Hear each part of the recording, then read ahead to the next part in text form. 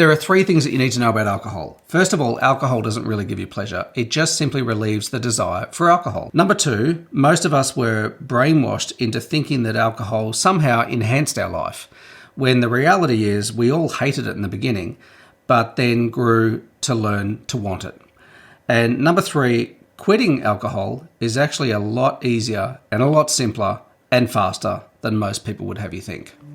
There are 7 or 8 chapters in this video, so feel free to skip ahead in the description down below, starting with why I quit drinking alcohol. And the simple reality is I'm 55, I wanted to start to improve my life, but every time I thought about exercising, eating better, sleeping better, doing things that would enhance my life, I realised that I was sabotaging it by the simple, inescapable fact that I drank alcohol.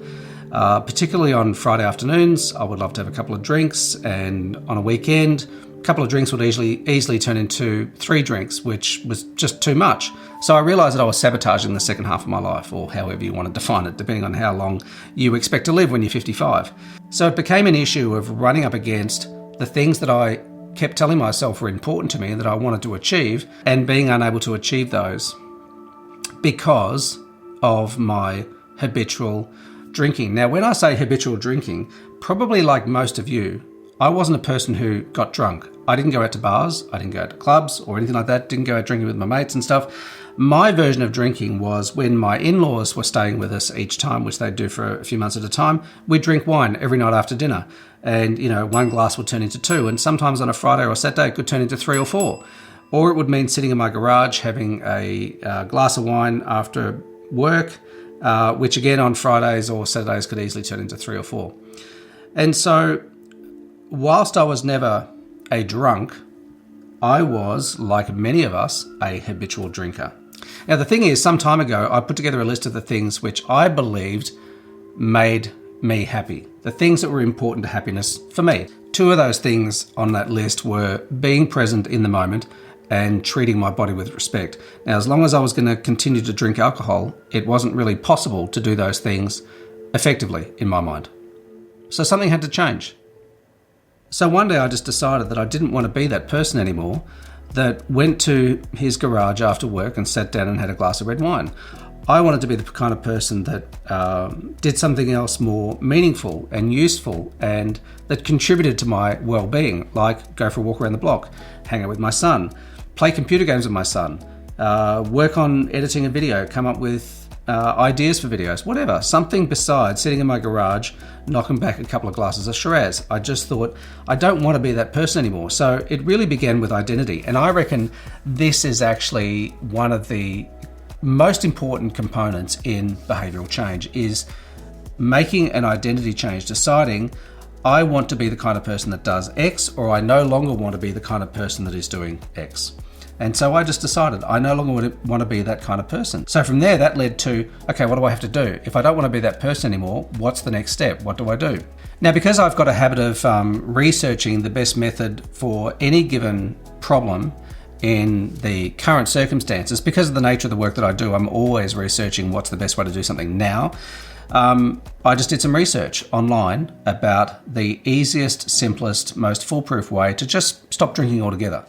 I didn't want to have to rely on willpower. I didn't want to have to rely on some protracted process. I didn't want to do hypnosis or anything like that. I just wanted something that was simple, logical, easy to implement, and likely to succeed. Luckily for me, I kept seeing a book pop up all the time by a guy called Alan Carr called Quit Drinking Without Willpower. Now, Alan Carr is famous for writing a book on how to quit smoking.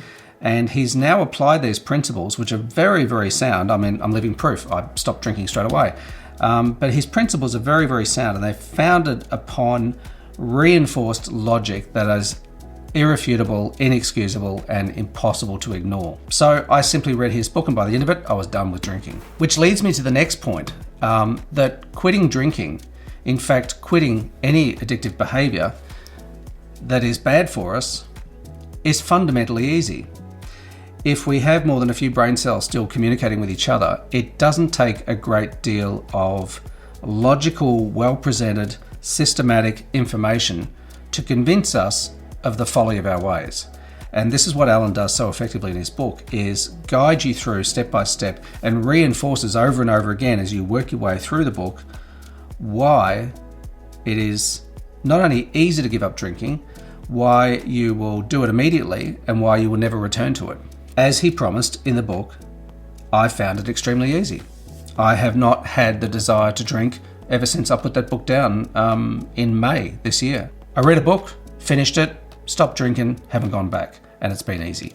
Which reinforces this idea that we've been brainwashed for years into thinking that quitting addictive behaviours like alcohol, which is one of the most addictive habits around, alcohol and cigarettes or alcohol and tobacco, we've been brainwashed for some reason into thinking that it's difficult, that it takes years. I mean, when you think about, and no offence to people who have a serious biological addiction to alcohol, but something that's always struck me, well before I read Alan's book, about the way Alcoholics Anonymous operates, for example, is that participants seem to have to acknowledge over and over again and verbalize over and over again that they are alcoholics. You know, hi, I'm Peter Fritz, I'm an alcoholic, which seems so counterintuitive to me because one, you are verbalizing something that you don't want to be, which seems awfully counterintuitive to me. It reinforces this false belief that once you're an alcoholic or once you're a drinker or once you're a smoker or once you're a whatever, you are always that, and that you are just teetering on the brink of reverting back to that destructive behaviour. And I don't believe that either.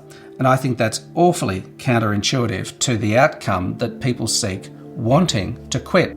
Deciding that I no longer want to be the kind of person who drinks alcohol, so making an identity shift, then making a decision to find out how to quit that behaviour effectively and efficiently with the least amount of friction, finding the solution, Alan Carr's book, reading it, enjoying wine while I'm drinking it, and then getting to the end of it and lo and behold realising I don't need this drink anymore. I actually don't want to drink anymore. Pouring the rest out in the garden and then being done with it. It was incredibly easy, and it remains incredibly easy. Now, since then, I've gone on to buy a couple of different types of non-alcoholic wines and been disappointed with all of them because none of them taste like wine. But even through that process, I realised that it wasn't the taste of wine that appealed to me. It was the stories that I told myself about the value or the perceived value of alcohol. And all of it, if you break it down to its core, is the feeling of being slightly inebriated. And once I realised how absurd that was and how little power the chemical reaction in the brain had on me once a certain amount of time had passed, and we're talking hours, we're not talking days or weeks or months, once a certain amount of time had passed, when I realised how little leverage that chemical reaction in my brain had on my desire for alcohol, and that everything from there on was pure logic, was pure intellectual common sense, stopping was easy. So a couple of other things that I did. Obviously, I wanted to remove all temptation. So as soon as I made that decision, as soon as I read the book and finished the book, whatever alcohol I had left over in the house, it went into the garden, and the empty bottles into the rubbish bin. Because I didn't have the habit of going out drinking with friends and that sort of stuff, I didn't have to worry about that. But of course, if that's something that you do, well then you're going to have to deal with that environment and the temptation that comes along with that. Now, I've read about many people who've gone through this process, quit drinking, and have had no trouble at all going out and socialising with friends and not having a drink. And in fact, it's a strange thing. Once you make a decision, a real decision in your mind, not out of willpower through gritted teeth and written goals or verbalized intentions with anyone else, none of that stuff. Once you just make a proper decision to yourself about your changed identity, it seems that everything else is easy after that, because everything else that you do that isn't aligned with that new identity, it's very easy for you to deflect it and go, no, that's not me. I don't do that. I'm not that kind of person anymore. So, you can go out with people who are drinking or who are smoking and quite comfortably go, well, that's them. That's not me. I don't do that. I'm not a smoker. I'm not a drinker. You'd be surprised. You'd be really surprised. So something else that I did too was as I started to feel the benefits of the alcohol leaving my system, which was within, hours, by the second night, my sleep was much better. I didn't feel as dehydrated. Everything felt crisper and fresher and newer. So as soon as I started to feel those benefits, I latched onto those. And, I made sure that I was consciously aware of those changes as they rolled through to help reinforce the benefits of the decision that I'd made and the new person that I was becoming, so that I was left in no doubt that I'd made the right choice. Okay, so now what happened when I quit, mentally and physically? Well, aside from the immediate benefits that I mentioned about better sleep, clearer head, clearer thoughts, all that sort of stuff, the psychological benefits, I think, are easy to overlook. Whenever you're engaged in any kind of destructive habit like that, you tend to underplay this bad habit that you have, and you tend to overvalue the perceived benefits that you get from it. So you're kind of in this deceptive state of mind all the time. When you quit alcohol, all of that goes away, and you start to feel a lot more respectful of yourself. You start to feel more confident. You start to feel more authentic and more genuine. And you feel like you're no longer deceiving yourself or others about your behaviours. You're living true to the things that you claim to value, at least in terms of how alcohol plays into that. So that is a huge benefit. That's something that I noticed and that I continue to enjoy, is the fact that I can honestly look at my wife and my kids and know that I'm not doing anything that I feel the need to downplay, rationalise to them. Now, one question you might have is how to deal with triggers that could tempt you to return to bad habits, to return to drinking. Some of those might include, say, a bottle shop or bar or a pub that is on your normal route home. Because I've never been somebody to go and hang out at bars and pubs, that's never been an issue for me. There is a bottle shop that is on my way home when I pick up my son from school. So I go past that every day, and in the past, quite frequently, I would go there and buy a few bottles of wine. But it's strange, again, I come back to this thing of identity and making a real decision. Once I made the decision, triggered by a desire for a different identity, and then identified myself as the kind of person who doesn't drink, driving past that bottle shop was easy, because what that bottle shop now represented, in the past, it represented an escape from the stresses of work. It represented a chance to indulge myself, to do something that was pleasurable, that I perceived as pleasurable, to dull the senses, to sit in my garage, flick through the internet, flick through YouTube, have a glass of wine, have a cigar. Instead of seeing it that way now, I saw that bottle shop as like a temple of weakness, where people go to consume a drug and dull the senses of their life, when really what they could be doing is taking action to enhance their life, not dull their senses. I come back to this principle that I often say, live while you're alive. And to live fully, to really appreciate this brief time that we have on this planet, I don't think you want to dull your senses. I think rather than dull our perception of whatever it is that troubles us, we're far better off making ourselves as healthy and alert and as alive as possible, and then taking specific actions to either fix the things that are troubling us or sever our ties with the people or the work or the circumstances that trouble us, and move towards the things that bring joy to our life, that really enhance our life. I think it is a far better use of our time than dulling our senses with chemicals. It really is. It really is. I speak from experience. Okay, so how do I feel now after 6 months of not drinking? Well, like I said, first of all, I have no interest in alcohol. Now, this is the irony of this, or it might seem ironic to you, is I have a regular lunch thing with a couple of old colleagues that I've known for 20 years, 30 years. And we go out and have lunch together about every 6 to 9 weeks. And when we go and do that, I'm quite happy to drink 1 or 2 glasses of red. And yet, ironically, once I get home, I don't give it another thought until the next time we go out for lunch. If we go away on a holiday somewhere, like we did recently up to Uluru, I'm quite happy to have 1 or 2 glasses of wine at dinner, but then that's it. I have no interest in letting that sort of seep into the rest of the evening and have another couple of glasses.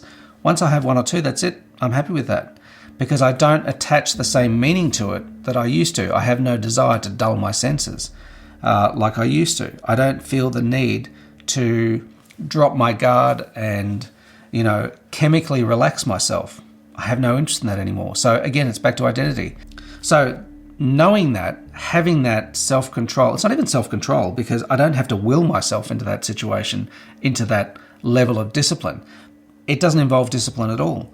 I simply don't identify as that kind of person anymore. So I love that feeling that I no longer identify myself as a drinker or a smoker, and that I can just simply enjoy my life on my own terms without any kind of chemical distortions. I have a newfound sense of dignity and self-respect, and this has flowed into my relationship with my wife, who, was always very patient and very kind, and would very subtly sort of say, maybe you shouldn't drink quite so much, And again, I want to reinforce, I was not a heavy drinker. I've never been the kind of person to cause any kind of trouble from drinking alcohol. I don't get drunk. I don't cause trouble. But she just sensed that maybe it was becoming too much of a habit for me. And so now, not having that habit anymore at all, I feel a much greater sense of mutual respect, or I've always respected my wife, but now there's more of that coming from her to me, which is a nice feeling. And we're both very excited now about improving our lives as we edge towards semi-retirement. We're very excited about improving our lives in all kinds of ways, physically, mentally, traveling, all that sort of stuff. So it's going to be good. It's going to be great to move into this next chapter without any of this cloud of habitual alcohol consumption hanging over my head. It's a bloody good feeling, I tell you. And because of this change, the things now that I have to look forward to are proper outdoor adventures. I want to go hiking. I want to go mountain climbing. I want to do, physical adventure stuff with my son. I have a lot more energy than I used to. I have a much greater zest for life. I have a lot more confidence in my ability to actually improve my health over the next year or so. And I plan on going through quite the transformation over the next 12 months. When I pick up my son from school and we drop in at McDonald's, in the past I would get a wrap or I'd get a small burger. Now I get chicken and salad, and I'm really happy with that. I genuinely am. I'm at this point now where I don't want to screw things up, and it requires no willpower. It's just, no, I'm not that person anymore who does that. I'm this person now who eats chicken and salad, who doesn't drink alcohol, who doesn't smoke. Most of all, if I had to sum it up, I'd say that I feel genuinely excited and optimistic about the future now, more than I have in a very long time, because I feel like my potential for improvement is unfettered now. So seriously, if you're in your 40s, 50s or 60s and you want to live a happier, cleaner, clearer thinking, more exciting life, well then quitting alcohol is definitely one of the best things you could do, because then that becomes a trigger to, it creates a domino effect with other things. Once you quit drinking, then it's like, okay, what can I do next? I can quit this other thing. Maybe I should start eating a little bit better. Okay, maybe I'm going to start moving a bit more now. I read a while ago that it was very, very hard to improve many areas of your life until you addressed your health. Because until you tackle that, everything else is a watered down outcome, because it is diluted by these bad habits that you have. Once you eliminate the habit of drinking, it opens up the doors for you to do all sorts of other wonderful things. Okay, so you want a list of benefits? I've got a list of benefits for you here. I've written them down. First of all, you'll have more energy, you'll sleep better, and your anxiety levels, if you have any, will drop dramatically. You'll feel more at peace. You'll feel more optimistic about your future.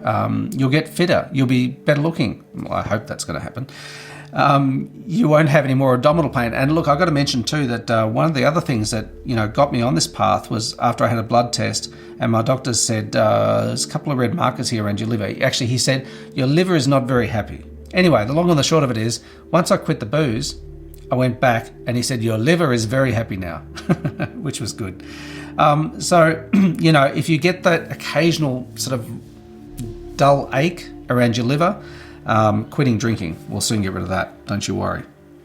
You'll be able to concentrate better. You'll have much better levels of concentration. Your thinking will be a lot clearer. You'll live longer. More than likely, you'll live longer.